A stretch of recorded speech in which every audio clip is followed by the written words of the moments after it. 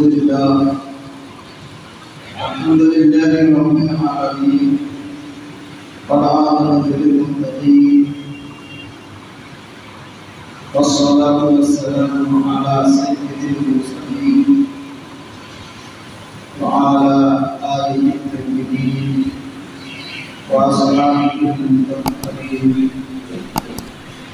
أما بعد، أعوذ بالله من الشيطان الرجيم. بسم الله الرحمن الرحيم. الرجال قوامون على النساء بما فضل الله بعضهم على بعض وبما أنفقوا من أموالهم. صدق الله مولانا العظيم وصدق رسوله النبي الحبيب النبي المبين الكريم، ونحن على ذلك من الشاكرين والشاكرين. الحمد لله رب العالمين. إن الله وملائكته يصلون على النبي يا أيها الذين آمنوا صلوا عليه وسلموا تسليما. اللهم سيدنا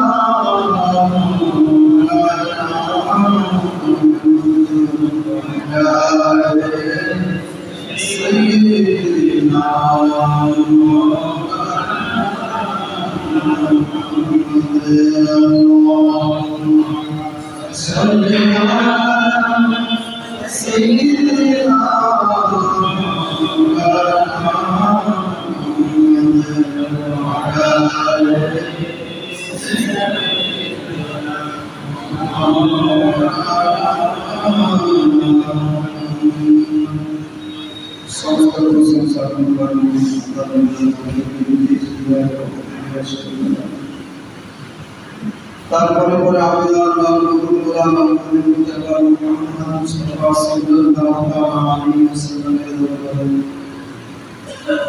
লক্ষ লক্ষ কোটি সালাম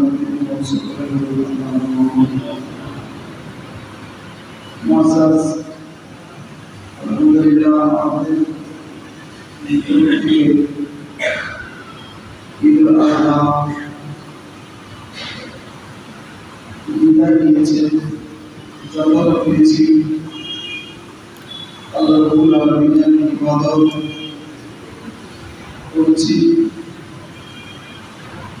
ঈদের নামাজ উদযাপন করেছি, তারপরে কুরবানি জানিয়ে আমরা তাও পালন করেছি।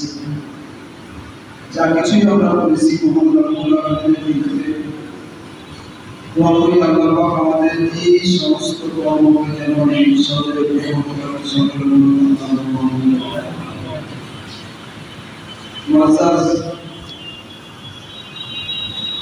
এখন উপস্থিত সময়ে আমাদের দেখা যায় বেশিরভাগ বাড়ি অশান্তিতে ভোগ করছে। প্রত্যেকটা বাড়িতে অশান্তি দেখা যাচ্ছে, আর এই অশান্তির মূল কারণ দেখা যাচ্ছে যে স্বামী স্ত্রীতে অমিল, স্বামী স্ত্রীতে মিল না হওয়ার কারণে প্রত্যেকটা বাড়িতেই অশান্তি। আমার মনে হয় 100 মধ্যে 90% ব্যক্তি নিজের স্ত্রী নিয়ে অসুবিধায় ভোগ করছে। জানি না কথাটা কতদূর ঠিক, কিন্তু আমার মনে হয় যতটা আমি দেখছি করছি ফতোয়া পাড়ায় যেখানে কি করছি, আমার কাছে যতগুলো ফতোয়া আসছে দেখছি 90% ফতোয়া তো শুধু তালাকেই আছে। সত্যি কথা বলছি, দুই চারটের পরে পর এক একটা তালাকের ফতোয়া আসবে। আজকেও তালাকের প্রশ্ন নিয়ে, রাত্রেও তালাকের প্রশ্ন নিয়ে কথা বলতে এতগুলো সমস্যা থেকে যা বুঝতে পারছি আমি, হয়তো আপনারা কাজে মাসুল থাকছেন কোনো ধারণা না, কিন্তু কোথাও তারা বলে কেউ ফোন করে পুলিশের ফোন করছে, খবরটা আমার কাছে আসছে। যতটা পারছি এই সাপ্তাহিক হিসাবে সমাধান করছি আলহামদুলিল্লাহ। কোথাও এখানে লিখিত দিয়ে দিচ্ছি, কোথাও গিয়ে সমাধান করতে হচ্ছে। বলার উদ্দেশ্য হচ্ছে যে আমাদের পরিবারে অশান্তির মূল হচ্ছে স্বামী স্ত্রীর অবহেলা। অশান্তি যে বাড়িতে, এই অশান্তির মূল লক্ষ্য হচ্ছে, কারণ হচ্ছে স্বামী স্ত্রীর অমিল। হয়তো স্ত্রী স্বামীকে গ্রহণ করতে পারে না, অথবা স্বামী স্ত্রীকে গ্রহণ করতে পারে না। এই নিয়ে অশান্তি বললাম মোটামুটি 90% বাড়িতে, কম বেশি হতেও পারে। 90% বাড়িতে এই জন্যই অশান্তি দেখা যায়। এই জন্য আজকে আমি ওই স্বামী স্ত্রীর কিছু হক নিয়ে কিছু বিস্তারিত দেখি কয়েক সময় যদি হয় আলোচনা করব। আজকে যতটা সম্ভব আপনাদের সম্মুখে উপস্থাপন করব। মহান রব্বুল আলামিন পবিত্র কোরআন সূরা নিসা 34 নম্বর আয়াত, সূরা নিসা 34 নম্বর আয়াতের ঘোষণা করে আর বিজারু ওয়াবুনা আলাল নিসা। আল্লাহ বলেন যে পুরুষগণ স্ত্রীদের অভিভাবক, স্ত্রীদের প্রতি হাকিম। হাকিম মানে অভিভাবক, নেতা, মালিক। স্ত্রীর প্রতি হাকিম হচ্ছে পুরুষ।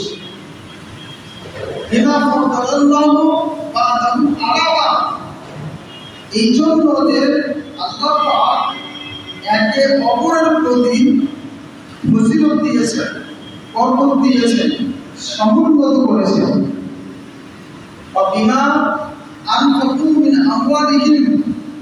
আর এই জন্য যে পুরুষগণ নিজের সম্পদ থেকে মহিলাদের প্রতি খরচা করেন। তো আল্লাহ পাক এখানে প্রথমত বলছেন যে স্ত্রীদের প্রতি স্বামী হচ্ছেন হাকিম, হুকুম দাতা। যিনি হুকুম করবেন তিনি হচ্ছেন কে? স্বামী। আর কার উপর হুকুম হবে? স্ত্রীর উপর। তাই এখানেই সুস্পষ্ট বোঝা যাচ্ছে যে স্ত্রীকে নিজের স্বামীকে একজন হাকিম হিসাবে লক্ষ্য রাখা প্রয়োজন। স্বামীর কথা অনুসারে তাকে চলাফেরা প্রয়োজন। যেমন একটা বাবা অল ফ্যামিলির একজন হাকিম। সমস্ত ফ্যামিলিতে যত সদস্য আছে সমস্ত সদস্যের কর্তব্য হবে বাড়ির হাকিম তথা সেই বাবার অনুকরণ করা।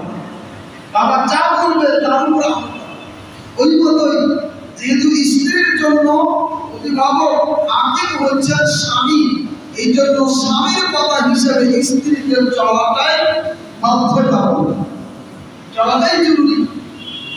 এবার এখানে দেখতে হবে কেন, এর কারণটা কি। আল্লাহ পাক দুটি জিনিস আমাদের দেখিয়েছেন এই আয়াতের মধ্যে, যে স্বামী হাকিম হলো স্ত্রীর উপর। এর দুটি কারণ। প্রথম কারণ আল্লাহ পাক বলেছেন বিমা ফাদ্দালাল্লাহু বা'দাহুম আলা বা'দ। তথা আল্লাহ পাক নিজে একে অপরের প্রতি মর্যাদা দান করেছেন, মর্যাদা দিয়েছেন। কাকে? স্বামীকে মর্যাদা দিয়েছেন স্ত্রীর উপর। এই জন্য দেখা যায় স্বামী ফজিলতময়, স্বামী বরকতময়, স্বামীর মর্যাদা বেশি। তার কারণ অন্যান্য হাদিসের পাতা খুলে দেখতে পাবেন স্বামীর বুদ্ধি পরিপূর্ণ, তার হিসাবে স্ত্রীর বুদ্ধি অর্ধেক কম। যেমন মিশকাত শরীফে একটি হাদিস আছে, নবী আলাইহিস সালাম বলেন যে মেয়েরা নাকিসাতুল আকল, মানে মেয়েদের অর্ধেক বুদ্ধি, আর দিনেও তারা নাকিস মানে কমি। মহিলারা জিজ্ঞাসা করলেন হুজুর এটা কি করে, মেয়েদের বুদ্ধি কি করে? নবী আলাইহিস সালাম বললেন কেন, যখন সাক্ষী দিতে যাও তো মেয়েদের ডবল লাগে একটা পুরুষের মোকাবিলায়। একটা পুরুষ যদি সাক্ষী দেয় একটা সাক্ষী হবে, কিন্তু একটা পুরুষের সমতুল্য সাক্ষী দিতে গেলে দুইজন মহিলা মহিলা লাগবে, তবে একটা পুরুষের সম্মান হবে। দুইটা পুরুষের অনুসারী হলে মহিলা থাকলে চারটা লাগবে, অর্ধেক হল পুরুষের অর্ধেক মহিলাদের। তাছাড়া আল্লাহ রাব্বুল আলামিন পবিত্র কোরআনে যা হিসাব করে দিয়েছেন, পুরুষের ভাগ ডবল আর মহিলার হক একটা, মহিলার হক একটা। এখানে দেওয়া হয়েছে লিযযাকারি মিসলু হাযযিল উনসায়াইন। আল্লাহ পাক পবিত্র কোরআনে বলেন যে ও পুরুষের জন্য দুই মহিলার সমান সম্পদ পাবে, পুরুষ দুই মহিলার সমান সম্পদ পাবে। বাবা যদি 3 টাকা থাকে, ওর বাবা 2 টাকা পেয়ে যাবে ওই ছেলেরা, আর 1 টাকাতে মেয়েরা পাবে। মেয়েদের চাইতে ডবল অংশ। তাহলে এই ধর্মের দিক দিয়েও মেয়েদের অংশ হচ্ছে কম, আর বুদ্ধির দিক দিয়েও, বিবেক দিক দিয়েও তাদের বুদ্ধি কম। এই জন্যই যে তাদের একটা সাক্ষীর মোকাবিলায় মহিলা থাকলে দুটো। তারপরে নবী আলাইহিস সালাম বলেন, আর ধর্মে আমাদের কমি। নবী আলাইহিস সালাম বলে, কেন?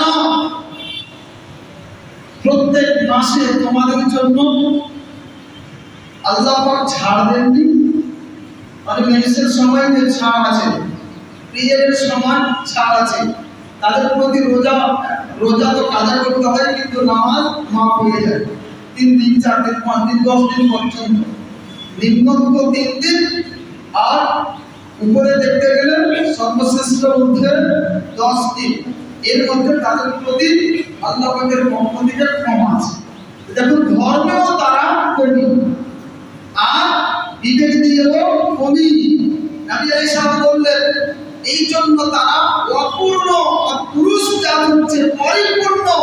এই জন্যই আল্লাহ পাক বলেছেন, আর রিজালু কাওয়ামুন আলান নিসা, মহিলাদের প্রতি হাকিম হচ্ছে পুরুষগণ। তার মূল কারণ হচ্ছে মর্যাদা আল্লাহ পাক পুরুষকে দিয়েছেন। এই দুনিয়ায় যত রকমের হুকুমতের বিষয়গুলি আছে, সব বিষয়ের দায়িত্ব আল্লাহ পাক দিয়েছেন স্বামীর উপর, পুরুষের উপর। এই পুরুষ সব করবে, নেতা মাথা আর কিছু সব পুরুষের উপর দায়িত্ব দেওয়া হয়েছে, কারণ তাকে উপযুক্ত বানিয়েছে। দেখবেন পুরুষ সফলতা বেশি, তারা হাটে বাজারে মাঠে ঘাটে গিয়ে তারা কাজকর্ম করতে পারে, তার অপেক্ষা মহিলাদের শক্তি কম, তাই না? পুরুষকে সৌন্দর্য বানিয়েছেন, সেই ক্ষমতা আল্লাহ পাক তাকে দিয়েছেন, সেই বিবেক আল্লাহ পাক তাকে দিয়েছেন। এই জন্য তো দুনিয়া সৃষ্টি হওয়া থেকে নিয়ে তথা হযরত আদম আলাইহিস সালাম থেকে নিয়ে আমাদের যুগ পর্যন্ত যত নবী রাসূলগণ এসেছেন, প্রত্যেকটাকে মহান আল্লাহ পুরুষ বানিয়েছেন, মহিলা বানান। এই যে মর্যাদা, এটাই তো কার উপর দিয়েছেন? পুরুষের উপর দিয়েছেন। এই জন্য পুরুষের মর্যাদাটা মহিলার চাইতে বেশি। যার মর্যাদা বেশি হবে তাকেই তো বেশি কাজ করতে হবে, তার দায়িত্বটা বেশি তাকে নিতে হবে। যাই হোক, মহিলার উপর হাকিম পুরুষ, এর কারণ হচ্ছে মূল আল্লাহ পাক পুরুষকে উত্তম বানিয়েছেন মহিলা চাইতে, মহিলা অপেক্ষা উত্তম বানিয়েছেন পুরুষকে। এই জন্য এবার আপনি দেখুন, পুরুষ আছে, পুরুষের দায়িত্ব কি আছে?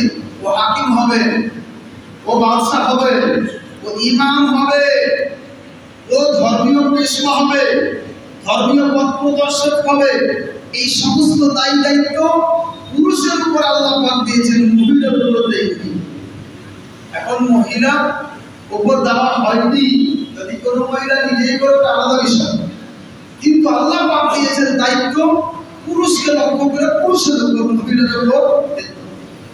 মূল কারণ, এর মধ্যে একটা কারণ আল্লাহ পাক কোরআনে বলছেন, পুরুষকে সমুন্নত করেছেন, পুরুষের মর্যাদা বৃদ্ধি করেছেন। এই জন্য পুরুষ হচ্ছে মহিলার প্রতি হাকিম। অবিনা আনফাতুল আমওয়ালিহিম, আর দ্বিতীয় কারণ, মহিলার উপর সে হুকুমতি চালাবে কেন? মহিলার প্রতি পুরুষ হাকিম কেন? দ্বিতীয় কারণ আল্লাহ পাক বলছেন, বিমা ফাদ্দাল বিমা আনফাতুল আমওয়ালিহিম, পুরুষ নিজের সম্পদ থেকে মহিলার প্রতি খরচা করে। পুরুষ নিজের সম্পদকে মহিলার প্রতি খরচা করে, তার জন্য পুরুষের হুকুম মহিলার উপর চলবে, মহিলার হুকুম পুরুষের উপর চলবে। এবার আপনি হিসাব করেন, এই যে একজন মহিলা, বড় ঘরের মহিলা, একজন চাকরিদান, চাকরিতে লেগেছে তার 10,000 টাকা, শ্বশুরের কাছে দিবে 10,000 টাকা, কি বলে 10 লাখ টাকা। এই তো 10 লাখ টাকা দিয়ে ওই চাকরি পেয়েছে, 10 লাখ টাকা কোথায় পাবো? শ্বশুরের কাছে বেটি নিবে, তার সাথে সাথে 10 লাখ টাকা নিবে, ওইটা শোধ করবে। হিসাব করে 10 লাখ টাকা নিয়ে আসলো, সকাল হচ্ছে, স্ত্রী বলছে স্বামীকে যাও জল নিয়ে আসো, এই আমার গ্লাসটা দিয়ে দাও, এই টবেলটা দিয়ে দাও, এই মুখ মুছবো। তুমি আমার স্ত্রী, তুমি আমার কথা না শুনে আমাকে তুমি এভাবে ব্যবহার করছো, ওই যে খবরদার কথা বলবে না, আমার বাবা 10 লক্ষ টাকা দিয়ে তোমাকে ক্রয় করে আমাকে ফেলে দিয়ে আসা হয়েছে, তোমাকে আমার কথা শুনতে হবে, আমি তোমার কথা শুনবো। ঠিক বলছে না বাবা? ওই ভুল বলছে? আল্লাহ পাক তো নিয়ম দিয়ে দিয়েছে, যে যার উপর খরচা করবে তার উপর তার উপর চলবে। মহিলার উপর পুরুষ খরচা করলে তার পুরুষত্ব বাকি থাকবে, আর মহিলা যদি খরচা করে পুরুষের উপর, তাহলে পুরুষের হুকুম চলবে। আল্লাহ পাক আইন দিল না, কেন আইন তো দিয়ে দিয়েছে। এই জন্য খবরদার পারলে শ্বশুরকে আরো তোফা দিয়ে, নাজনা দিয়ে, টাকা পয়সা দিয়ে তার বেটিকে নিয়ে আসেন, খবরদার না বুঝবে পরে ফোনে কখনই লোক করবেন না, এটা আপনার হারাম। ওই শ্বশুরের কাছ থেকে যৌতুক নিয়ে এসে নিজের ব্যবসা করা হারাম, নিজের পেটে খাওয়া হারাম। ওই টাকা থেকে যত ব্যবসা করবেন সবটাই হারাম ব্যবসা, সবটাই হারাম উপার্জন হবে। লক্ষ্য রাখবেন, ওই হারাম উপার্জন খেয়ে থেকে আপনার বাড়িতে বরকত হবে, আপনার সেই ছেলে মেয়ে কি নিয়ে খাবে? আপনার ওই হারাম টাকার উপার্জন খেয়ে আপনার সন্তান কি সৎ হবে? আজকে আপনি হারাম খেয়ে সেই সন্তান জন্ম দিলে, ওই সন্তান উঠে কালকে আপনার দ্বারা করবেই করবে। মুফতি সাহেবের কাছে এসে বলতেন, মুফতি সাহেব কথা শোনা গেছে, একটা তাবিজ করে দেন। আরে ভুল তো আগেই করেছো, নিজের কর্তব্য দেখো। বলছে ছেলেরা আমার কথা শুনে না, শুনবে কি করে? তুমি যে তার হক করনি, ছেলের হক হচ্ছে তাকে হালাল রুজি উপার্জন করে লালন পালন করা, তুমি করোনি। নিজের হুকুমের সময় তখন খেয়াল আসে, মুফতি সাহেবের কাছে যাই, জিজ্ঞাসা করি যে হুজুর ছেলে হয়েছে কিভাবে তার লালন পালন করবো, তখন ধ্যান আসে। এখন যখন বয়স্ক হয়েছে, নিজের হকের কথা যখন সামনে এসেছে, দরকারি করছো মুফতি সাহেবের কাছে আর আমির সাহেবের কাছে দোয়া দাবি জানাই গেছে। আগে নিজে সচেতন হন, নিজে যদি সচেতন হয়ে যান, দেখবেন ইনশাআল্লাহ সেই ছেলেও আপনার কথা মানবে। ইল্লা মাশাআল্লাহ কিছু হতেই পারে, আলাদা জিনিস। ভালো বাবারা দেখা যায় যে মোহাম্মদ ছেলে হয়ে যাচ্ছে খুব কম। যাই হোক মুআজ্জাজ, আল্লাহ রাব্বুল আলামিন বলছেন স্বামীর হুকুম চলবে স্ত্রীর উপর। তার দ্বিতীয় কারণ কি? স্বামী খরচা করছে পুরুষের, মহিলার প্রতি। মুআজ্জাজ দেখা গেল এখান থেকে, তাহলে স্বামী উপার্জন করবে, স্ত্রীকে খাওয়াবে, এটাই তো। স্বামীর উপার্জন হবে, স্বামীর টাকা পয়সা হবে, স্ত্রীকে খাওয়াবে, স্ত্রী খাবে। প্রয়োজন যেটাই আছে স্বামীকে দিতে হবে, স্ত্রীর প্রয়োজন নাই। এবার আপনি হিসাব করেন যে স্ত্রীকে কি কাজে যাওয়া লাগবে? স্ত্রীকে চাকরি করা লাগবে? স্ত্রীকে মাঠে ঘাটে গিয়ে কোনো কাজ করা লাগবে? কোনো প্রয়োজন নাই।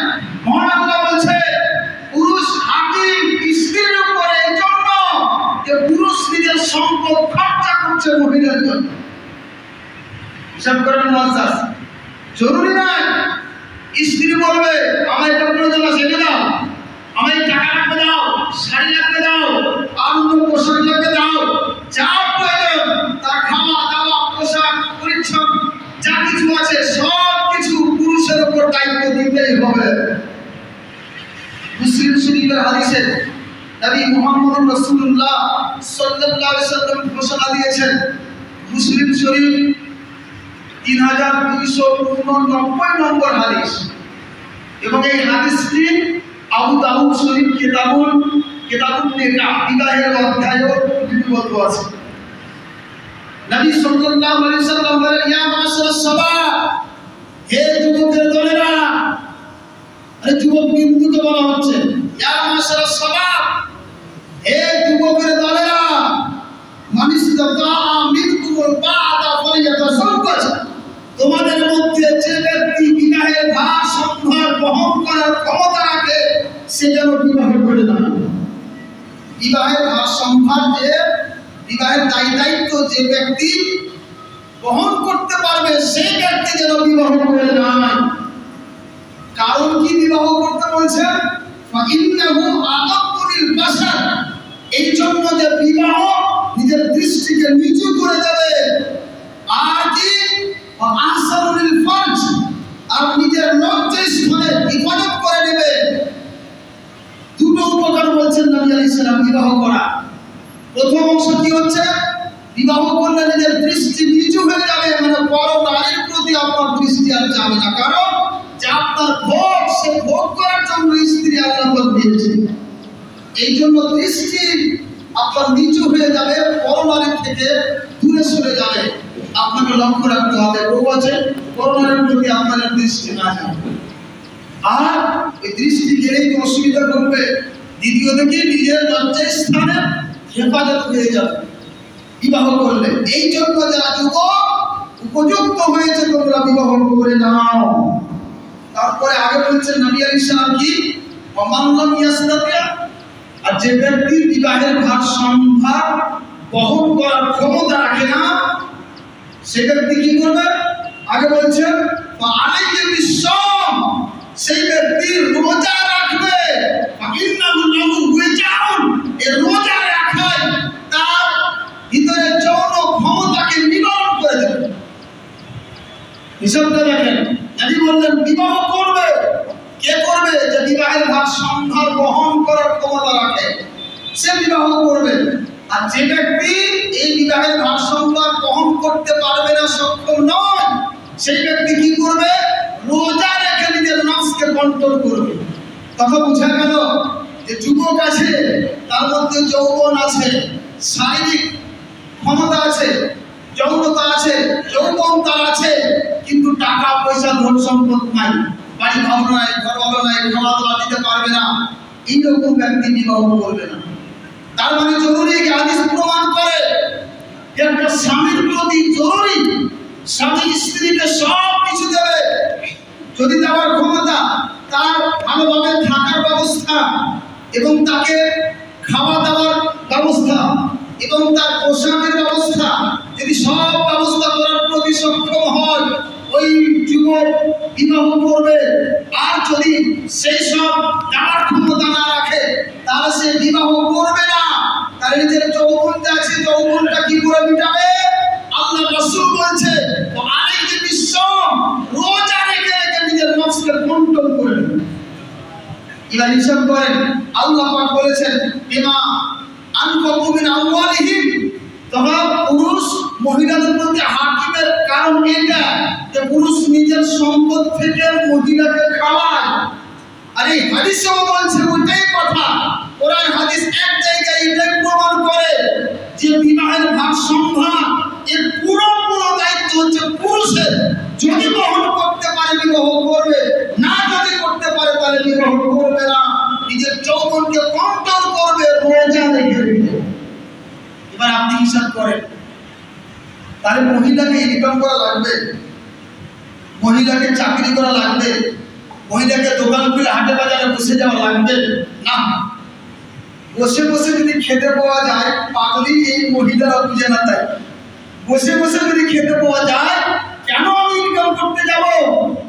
যে ছেলের বাবা বড় ইনকাম, চাইলেই যত চাইলে তত টাকা সব আপা 500 টাকা লাগবে দিয়ে দিল, আপা 200 টাকা লাগবে দিয়ে দিল, আপা 5000 টাকা লাগবে দিয়ে দিল। ওই ছেলে খাটতে যাবে? কখনই যাবে না। বসে বসে বাপের শিখে খাচ্ছি, যাবো করে খাটতে যাই না। এই মহিলারা পাগল যে নিজে নিজে দৌড়াচ্ছে চাকরি করার জন্য। যে কোনো চাকরি হোক, যে কোনো ব্যবসা হোক, এই মহিলাদের জন্য প্রযোজ্য নয়। যদিও কিছু মুক্তি আনিয়ে নেই, কিছু হিসাবে ফতোয়া দেওয়া হয়েছে, কিন্তু তাও সঠিক নয়। কোরআন হাদিসের আলোকে যা প্রমাণ পাওয়া যাচ্ছে, মহিলাদের খাটতে যাওয়া প্রয়োজন না। মহিলাদের আল্লাহ পাক সৃষ্টি করেছেন, তার মূল কারণ এই ইনকাম করা নয়, তার মূল কারণ হচ্ছে কি নিজের বাড়িতে যা কিছু প্রয়োজন আছে সেটাকে কন্ট্রোল করা। স্বামী আছে বাইরে, তার বাড়ির সব জিনিসের দেখভাল করা, তার ছেলে মেয়ে আছে তার সেবা যত্ন করা, তার টাকা পয়সা যা কিছু সম্পদ আছে তার হেফাজত করা এবং নিজের শারীরিক হেফাজত করা এই পূর্ণ দায়িত্ব মহিলা। এই জন্য আল্লাহ পাক মহিলাকে অপরটাই ক্ষমতা দিয়েছেন, বাইরে যাওয়ার ক্ষমতা, বাইরের বড় বড় কাজ করার ক্ষমতা তাকে দেননি, কিন্তু পুরুষকে দিয়েছেন আল্লাহ পাক সেই ক্ষমতা। এই জন্য পুরুষ বড় বড় ভারী ভারী কাজ কর্ম বাইরে গিয়ে করে আসে, আল্লাহ পাক তাকে বানিয়েছেন। তাহলে মহিলার কাজ হচ্ছে বাড়ির রান্না করা কাজ, বাড়ির দেখভাল করার কাজ, বাড়ির ভিতরের কাজ, বাইরের দায়িত্ব মহিলার নাম। আজকাল কিছু লোক আছে দেখা যাচ্ছে বউকে পাঠিয়ে দিচ্ছে চাকরি করার জন্য, আরে সে যা হচ্ছে হচ্ছে, কিন্তু পুলিশের মতো চাকরি করার জন্য পাঠাচ্ছে। ডিউটি যদি রাত্রি 12টা 1টার সময় হয়, কোনো কিছু করার নাই, মহিলাকে উঠে যেতে হবে পুলিশদের সাথে। রাত 12টার সময় যদি ডিউটি হয়, চৌরঙ্গিরা থেকে লাঠি নিয়ে দাঁড়িয়ে থাকতে হবে, কোনো কিছু দরকার নাই। মহিলাকে আল্লাহ পাক এমন বানিয়েছে যার হিফাজত করবেন পুরুষ। আর এখন দেখেন হাতে বাজারে মহিলাকে টাকা যাচ্ছে, সে পুরুষের হিফাজত করার জন্য লাঠিটা ঘুরছে। এটা কি সচ্ছল সমাজ? এটা কি সচ্ছল সমাজ? না।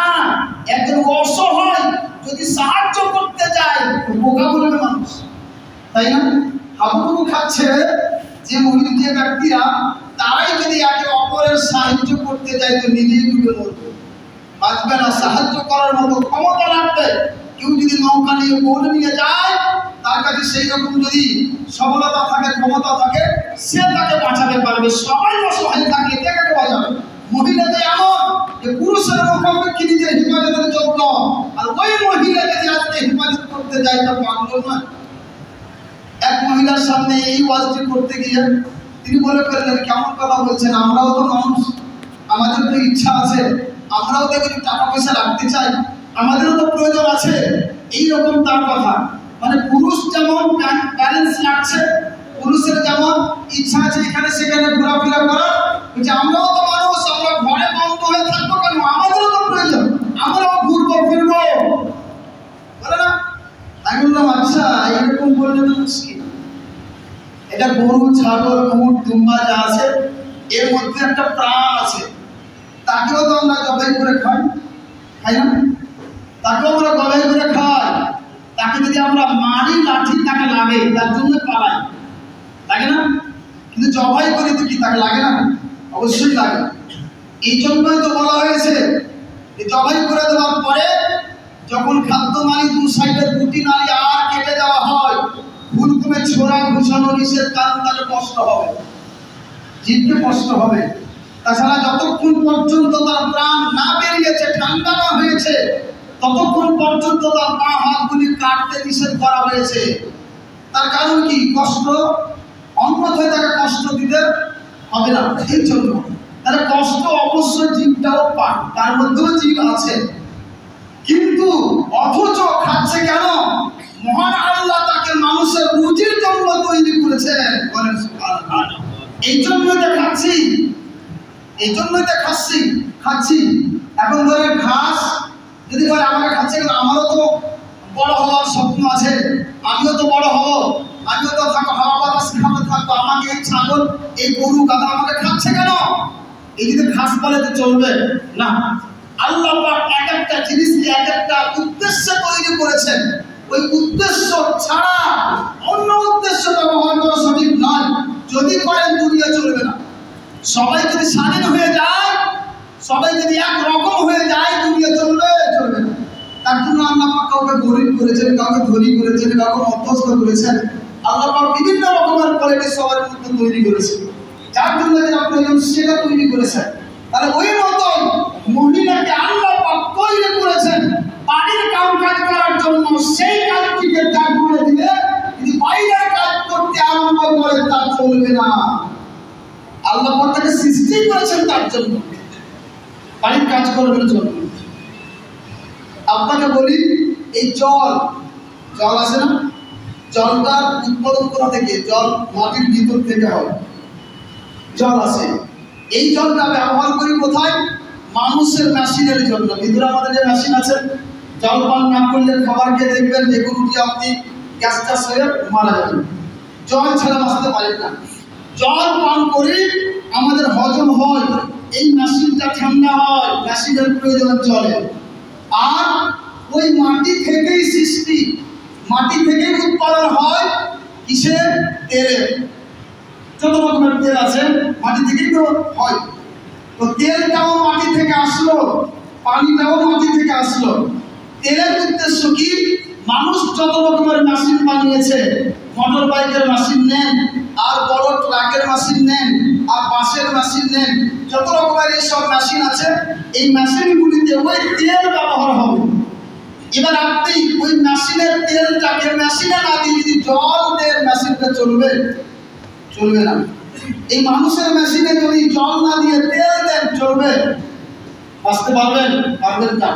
বুঝা গেল?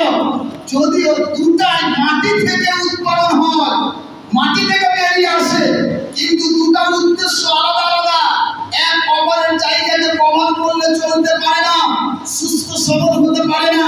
ওই মতোই মহান আল্লাহ যদিও পুরুষ আর নারীকে মানুষই সৃষ্টি করেছেন, মাটি থেকে বানিয়েছেন, কিন্তু মহান আল্লাহর উদ্দেশ্য পুরুষের আলাদা আর মহিলার আলাদা। মহিলার কাজ পুরুষ করলেও হবে না, আর পুরুষের কাজ মহিলা করলেও হবে। বুঝেছেন? এই হচ্ছে উদ্দেশ্য মুআজ্জাজ। আল্লাহ রাব্বুল আলামিন এখানে আমাদের যেটা সিস্টেম দিয়ে দিচ্ছেন, পুরুষ খরচা করবে মহিলার পিছনে। যদি পুরুষ খরচা করতে না পারে, বিবাহ করবে না, রোজা রেখে নিজের নফসকে কন্ট্রোল করবে। আল্লাহ রাসূল আমাদের পদ্ধতি দিলেন। তাহলে হিসাব আছে যে আমাদের এই যে বিভিন্ন রকমের চাকরি বাকরি, মহিলাকে ইনকাম করার জন্য পাঠিয়ে দেওয়া হচ্ছে, মোচা তাও দিয়ে বসে বসে শুধু খাচ্ছে, কখনো নাই। সে পুরুষ নয়, কাপুরুষ। সে কি পুরুষ নয়, কাপুরুষ। এটাই মনে রাখে। খবরদার মহিলাকে বাড়ি থেকে বেরোতে দেবেন না। মহিলাদের বাড়ি থেকে বের করে দেওয়া, এটা মূল নীতি হচ্ছে খ্রিস্টান বিরোধী ব্যক্তিদের মুসলমানকে ধ্বংস করে দেওয়া। এটা বড় একটা সাজিশ, এটা বড় তাদের একটা বড় সাজিশ, বড় একটা প্রতারণা আমাদের সাথে হচ্ছে, যে আমরা বুঝতেই পারি না। তারা ডাইরেক্ট লড়ালড়ি করে পারবে না, জেহাদ করে পারবে না, জানে যে তাদের ভিতরে ইমানের যতদিন জোশ আছে কেউ পারবে না। তাহলে কি করবো? বিভিন্ন সাইড দিয়ে তাদেরকে নরম করবো। কি হবে? মহিলা শয়তানের সব চাইতে শ্রেষ্ঠ দাও হচ্ছে, ধোকার জায়গা হচ্ছে মহিলা। এই মহিলাদেরকে বাড়ি থেকে বের করো। এই বাড়ি থেকে বের হলো, দেখা যাচ্ছে বিভিন্ন রকমের মাথা থেকে পা পর্যন্ত সেই দেখাই যাচ্ছে, বুঝতে পারছেন?